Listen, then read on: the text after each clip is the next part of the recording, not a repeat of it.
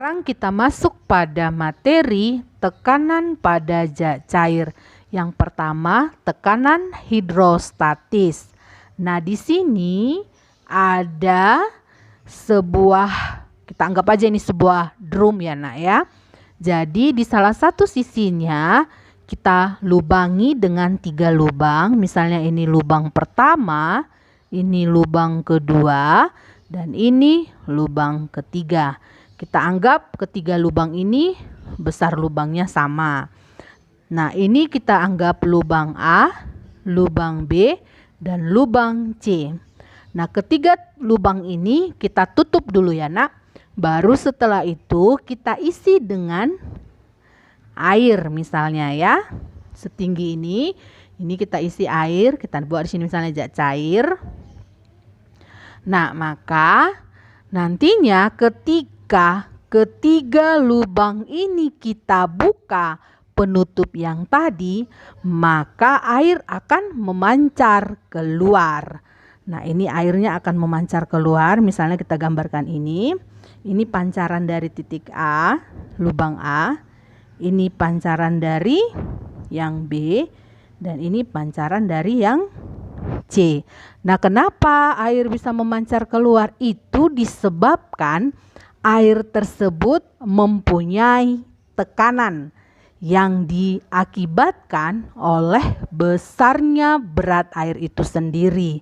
Nah, tekanan air itu disebutlah dia dengan tekanan hidrostatis. Nah, kita lihat ketika ini tadi pancaran airnya. Maka kalau kita lihat di lubang A, itu jarak pancaran airnya itu yang ini ya nak, sampai sini ya. Dan dia lebih jauh. Ini XA. Sedangkan kalau yang di B, yang ini B, sampai ini tadi ya nak ya, yang ini. Nah, ini jaraknya XB. Nah, yang pancaran yang ketiga, ini ya, ini jarak oleh XC.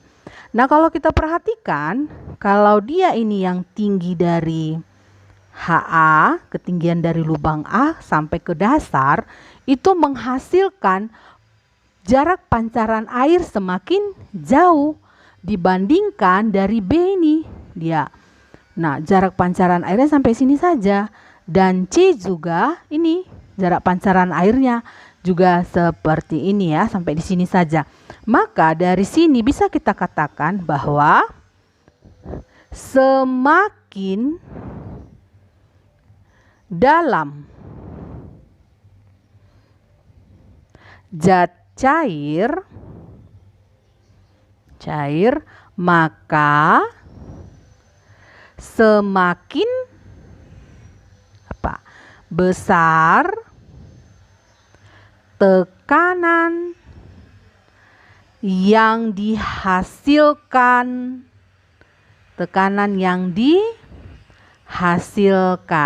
Demikian sebaliknya ya nak ya. Jadi ingat itu, semakin dalam zat cair, maka tekanannya juga akan semakin besar. Jadi bisa kita simpulkan di sini bahwa tekanan hidrostatis air bergantung pada ketinggian. Jadi ini diingat ya nak ya. Jadi dia bergantung pada ketinggian. Nah, sekarang kita ingat kembali tentang rumus tekanan secara umum, yaitu P sama dengan F per A. Artinya gaya persatuan luas. Kita anggap ini sebagai persamaan pertama. Nah, sekarang kita ingat, ini mau kita kembangkan dan kita hubungkan dia dengan zat cair. Bagaimana persamaan tekanan hidrostatis itu sebenarnya dari persamaan umum ini? Nah, kita ingat bahwa dari rumus atau persamaan F itu kan M massa kali gravitasi. Nah, kita substitusilah F ini M kali G ke persamaan satu ini, sehingga nanti dia P itu menjadi, kita masukkan F tadi, M kali G per A. A itu luas permukaannya. Nah, kita anggap ini sebagai persamaan kedua. Nah, sekarang kita mau kembangkan lagi. Oh, persamaan tekanannya apa lagi? Nah, kita ingat lagi dari rho. Massa jenis itu kan massa per volume. Atau kita kembangkan ini, M menjadi, kita kalikan silang, dia adalah massa jenis kali volume. Nah, sekarang kita substitusi M ini rho kali V ke persamaan 2. Sehingga persamaannya nanti dia adalah P sama dengan, masukkan ini M ini ya ke persamaan 2 ini. Maka dia rho kali V kali G per apa dia? Per A. Luas permukaannya. Nah, ini kita anggap sebagai persamaan ketiga. Masih bisa kita kembangkan ya nak ya. Nah, menjadi apa dia? Kita ingat, V ini dari, V itu kan ketinggian dikali luas permukaan. Maka coba kita masukkan nilai VH kali A ini ke persamaan 3. Kita ubah ini ya nak. Sehingga nanti dia adalah P sama dengan rho. Masukkan V, H kali A. H kali A dikali G per A. Nah, sekarang lihat persamaan ini. Ada yang sama ya nak ya. Ini kan bisa kita coret. Maka nantinya dia hasilnya persamaan atau tekanan hidrostatis adalah rho kali G kali H.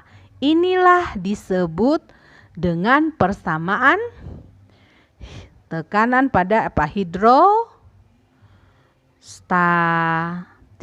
ya, tekanan hidrostatis. Ini dia ya. Jadi bisa kita simpulkan tekanan hidrostatis adalah rho kali G kali H, dengan P itu adalah tekanan hidrostatis Newton per meter kuadrat, rho adalah massa jenis, satuannya kilogram per meter kubik, G adalah percepatan gravitasi, satuannya Newton per kilogram, dan H adalah ketinggian, yaitu satuannya meter. Nah, sekarang kita masuk ke contoh. Perhatikan soalnya ya nak. Seekor ikan berada pada bak air seperti pada gambar. Nah, ini misalkannya bak air, jadi diisi air dan ada ikan di sini. Ini ikannya. Nah, ini ada 60 cm menyatakan ketinggian ikan. Sedangkan yang 140 cm ini yang ini ya, dari permukaan air sampai ke kedalamannya. Nah, soalnya jika massa jenis air 1000 kg per meter kubik dan percepatan gravitasi 10 Newton per kilogram, tekanan hidrostatis yang diterima ikan adalah, nah berapa tekanan hidrostatis yang diterima ikan ini? Maka untuk mengerjakannya kita tentukan dulu apa-apa saja yang diketahui pada soal ya nak. Nah, kita buat diketahui, yaitu apa? Ada massa jenis air, rho ya, sama dengan 1000 kg per meter kubik. Nah, apalagi dia?